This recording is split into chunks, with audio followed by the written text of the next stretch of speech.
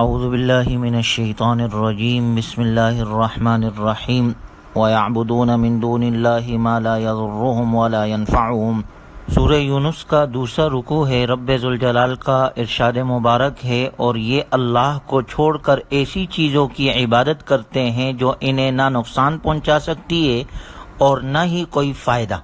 دیکھا جائے تو مختلف مذاہب کا مطالعہ کرنے سے یہ حقیقت سامنے آتی ہے کہ انسان جن چیزوں کو اپنا معبود مانتا ہے ان سے نفع اور نقصان کا تصور بھی رکھتا ہے، خواہ وہ معبود سورج اور چاند ہو، یا ستاروں کی صورت میں ہو، یا پتھر اور لوہے سے بنائی ہوئی مورتیاں ہوں، یا جنوں اور انسانوں کی صورت میں ہو۔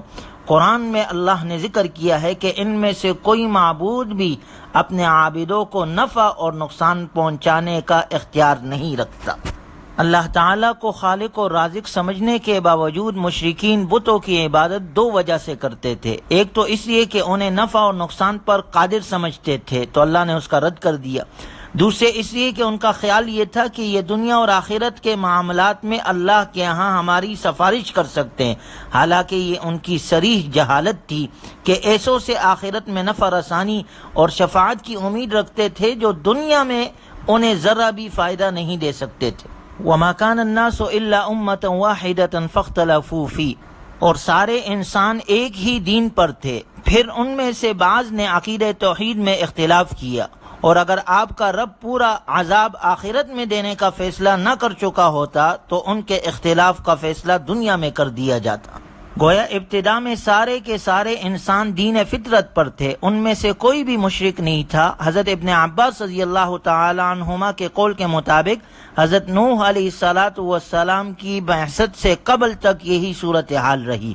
اور دیکھا جائے تو رنگ و نسل، وطن اور قبیلے کے اختلاف کے باوجود قرآن وحدت دین کی وجہ سے ان سب کو ایک امت قرار دیتا ہے، جس سے ثابت ہوتا ہے کہ اسلام میں قومیت کی بنیاد نسب اور وطن پر نہیں بلکہ عقیدے اور مذہب پر ہے۔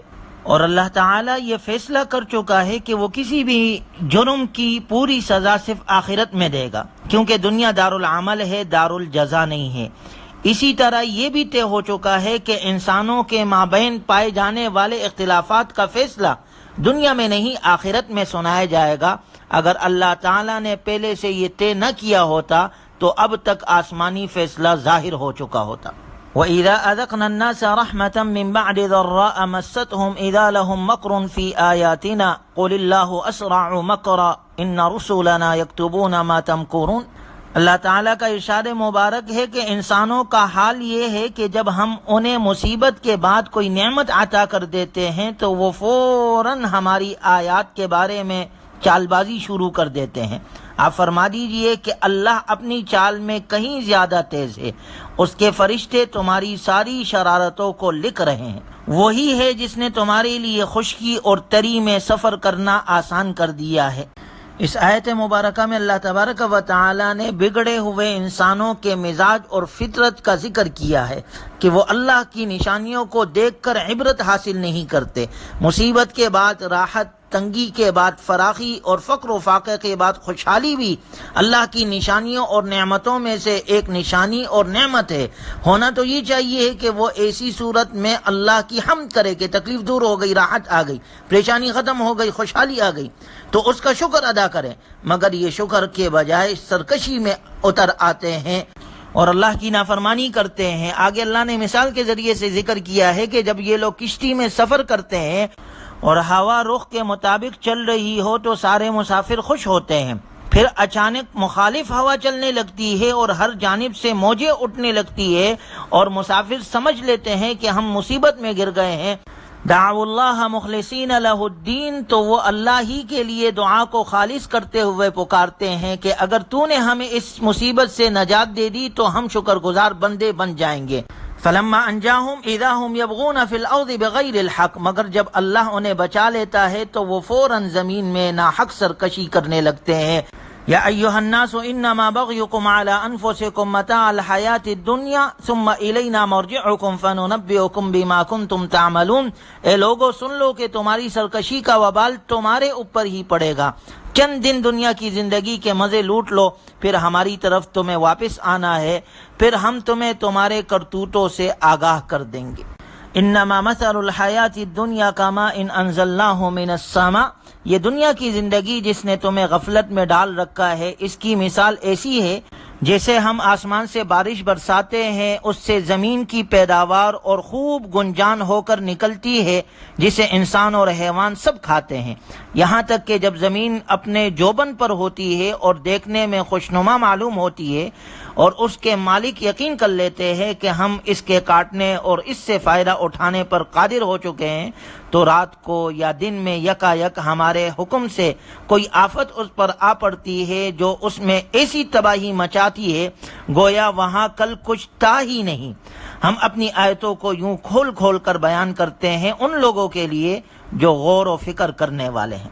گویا مقصود حقیقی یعنی آخرت کو پس پش ڈال کر عارضی ضرورت دنیا داری کو مقصد حیات بنا لینے والے سراسر خسارے میں ہیں۔ اگلی آیات میں اللہ تبارک و تعالی نے دونوں قسم کے لوگوں کا ذکر کیا ہے، جو عمل صالح کرتے ہیں اہل جنت والے، اور جو برا عمل کرتے ہیں ان کا ٹھکانہ جہنم ہے۔ دونوں کے نتائج ذکر کیے ہیں، واللہ یدعو الی دار السلام ویہدی من یشاء الی صراط مستقیم، اور اللہ تمہیں سلامتی کے گھر کی طرف بلاتا ہے اور جس کو چاہتا ہے سیدھے راستے پر چلنے کی توفیق دے دیتا ہے۔ جو لوگ دنیا میں نیک عمل کرتے ہیں انہیں آخرت میں اچھا ٹھکانہ ملے گا، اور اس سے بڑھ کر کچھ اور بھی کہ ان کے چہرے نہ تو غم سے سیاہ ہوں گے اور نہ ہی انہیں ذلت کا سامنا کرنا پڑے گا۔ اولئک اصحاب الجنہ ہم فیہا خالدون، یہ جنت کے حقدار ہے اور وہ اس میں ہمیشہ رہیں گے۔ اللہ ہمیں بھی ایسے عمل کرنے والا بنائے اور جنت ہمیں نصیب فرمائے۔ والذین کسبوا السیئات جزاء سیئۃ بمثلها وترہقہم ذلہ، اور جو لوگ برے کام کرتے رہیں انہیں برائی کی سزا اس کے برابر ملے گی اور ان پر ذلت چھائی ہوگی، ان کو اللہ کے عذاب سے کوئی نہیں بچا سکے گا۔ ان کے چہرے ایسے سیاہ ہوں گے گویا ان پر اندھیری رات کی تہ چڑھا دی گئی ہے، ان کا ٹھکانہ جہنم ہے۔ اولئک اصحاب النار ہم فیہا خالدون، جہاں وہ ہمیشہ رہیں گے۔ اللہ ہماری حفاظت فرمائے۔ وَيَوْمَ نَحْشُرُهُمْ جَمِيعًا، اور اللہ تبارک و تعالیٰ کا ارشاد مبارک ہے وہ دن بھی قابل ذکر ہے جس دن ہم سارے انسانوں کو محشر میں جمع کریں گے، پھر ہم اللہ کے ساتھ شریک ٹھہرانے والوں سے کہیں گے کہ تم اور تمہارے شریک اپنی اپنی جگہ ٹھہرے رہو، پھر ہم ان کے درمیان عابد اور معبود کا جو رشتہ تھا اسے ختم کر دیں گے، اور ان کے شریک کہیں گے کہ تم ہماری عبادت نہیں کرتے تھے، ہمارے اور تمہارے درمیان گواہ بننے کے لیے اللہ کافی ہے، ہم تمہاری عبادت سے قطعاً بے خبر تھے۔ دنیا کی زندگی میں جس شخص نے جو کچھ کیا ہوگا وہ قیامت کے دن اس کے سامنے آ جائے گا اور سب کو ان کے مالک حقیقی یعنی اللہ کی طرف لوٹا دیا جائے گا۔ اللہ تبارک و تعالی ہمیں ہر قسم کے گناہ سے بچائے اور جہنم کے عذاب سے اللہ ہمیں محفوظ فرمائے، نیک اعمال کرنے کی اللہ ہمیں توفیق عطا فرمائے اور جنت الفردوس اللہ ہمیں نصیب کرے۔ وآخر دعوانا ان الحمد للہ رب العالمین۔